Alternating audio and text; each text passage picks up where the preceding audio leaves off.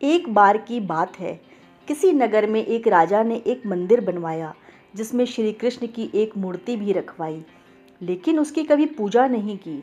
पूजा करने के लिए मंदिर में एक पुजारी को रखा गया। पुजारी रोज कन्हैया जी को स्नान कराता और बड़ी ही श्रद्धा भाव से उनकी पूजा पाठ करता। राजा भी रोज कृष्ण जी के लिए फूलों की माला भेज देते थे और जब राजा दर्शन करने आते तो पुजारी उस माला को उतार कर राजा को पहना देता। ऐसा करते करते पुजारी की भी उम्र बीत चुकी थी। एक दिन किसी वजह से राजा नहीं आ सका तो उसने एक सेवक के हाथ मंदिर में माला पहुंचा दी और कहलवाया कि आज वो मंदिर नहीं आएगा, इसलिए पुजारी उसका इंतज़ार ना करे। इतना कहकर सेवक चला गया। पुजारी जी ने हमेशा की तरह कृष्ण जी को माला पहना दी, लेकिन जब शाम हुई तो पुजारी ने सोचा कि ये माला उतार कर किसे पहनाई जाए। उसने सोचा क्यों ना ये माला आज मैं ही पहन लूं। वैसे भी अब मैं बूढ़ा हो रहा हूँ, जीवन का क्या भरोसा, कब भगवान का बुलावा आ जाए। इतना सोचकर पुजारी ने माला उतार कर अपने गले में डाल ली। लेकिन इतने में ही सेवक आ गया और पुजारी से बोला कि राजा की सवारी मंदिर में पहुंचने वाली है। राजा के आने की बात जब पुजारी ने सुनी तो वो बहुत डर गया। उसने सोचा कि अगर राजा ने उसे ऐसे माला पहने हुए देख लिया तो वो तो मरवा ही डालेंगे। जल्दी जल्दी में पुजारी ने माला अपने गले से उतारकर वापस श्री कृष्ण जी को पहना दी। जैसे ही राजा अंदर आया तो हमेशा की तरह पुजारी ने माला कृष्ण जी के गले से उतारकर राजा को पहना दी। लेकिन माला पर लगा सफ़ेद बाल देखकर राजा समझ गए कि पुजारी ने ये माला खुद ही पहनी थी।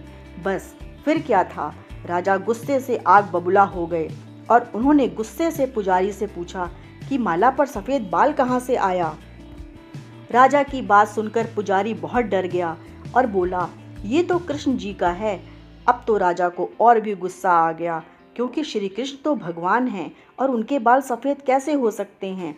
इसलिए राजा ने आदेश दिया कि कल श्रृंगार के समय राजा स्वयं आएंगे और देखेंगे कि सच में श्री कृष्ण जी के बाल सफ़ेद हैं या पुजारी झूठ बोल रहा है। राजा बोले, अगर पुजारी ने झूठ बोला होगा तो उसे फांसी दे दी जाएगी। राजा का फरमान सुनकर पुजारी बहुत डर गया। उसने सोचा अब क्या होगा, अब तो उसका मरना तय है। वो रोते रोते भगवान की शरण में पहुंचा और बोला, हे कृष्ण, मुझसे झूठ बोलने का अपराध तो हुआ है, लेकिन हो सके तो मुझे माफ़ कर दो और राजा से मुझे बचा लो। पुजारी ने कहा, हे कन्हैया, आपकी सेवा करते करते मैं बूढ़ा हो गया हूँ, आप मुझे माफ़ कर दीजिए।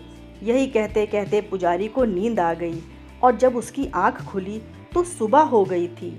सुबह होते ही राजा भी आ गया और कहने लगा, आज कान्हा जी का श्रृंगार वो स्वयं करेगा। ऐसा कहकर जैसे ही राजा ने श्री कृष्ण जी का मुकुट उतारा तो देखा कि भगवान कृष्ण के तो सारे बाल ही सफ़ेद हैं। लेकिन राजा को फिर भी विश्वास नहीं हुआ। उसे लगा कि फांसी के डर से पुजारी ने भगवान के बालों को रंग दिया होगा। राजा ने सोचा कि क्यों ना श्री कृष्ण जी का एक बाल तोड़ कर देखा जाए। इसके बाद राजा ने कन्हैया का एक बाल तोड़ दिया, लेकिन जैसे ही बाल टूटा कृष्ण जी के सिर से खून की धारा बहने लगी। ये देखकर राजा भगवान के चरणों में गिरकर माफ़ी मांगने लगा। तभी श्री कृष्ण की मूर्ति से आवाज़ आई, हे राजा, तुमने मुझे केवल मूर्ति ही समझा, इसलिए आज से मैं तुम्हारे लिए केवल मूर्ति ही रहूँगा। लेकिन पुजारी ने सच्चे मन और पूरी श्रद्धा से मेरी भक्ति की है। उसकी अनन्य भक्ति को देखकर मुझे अपने बाल सफ़ेद करने पड़े। श्री कृष्ण ने कहा, भक्ति में कभी संशय नहीं होना चाहिए और सच्चे भक्त की लाज तो मैं कभी जाने ही नहीं देता। जय श्री कृष्ण।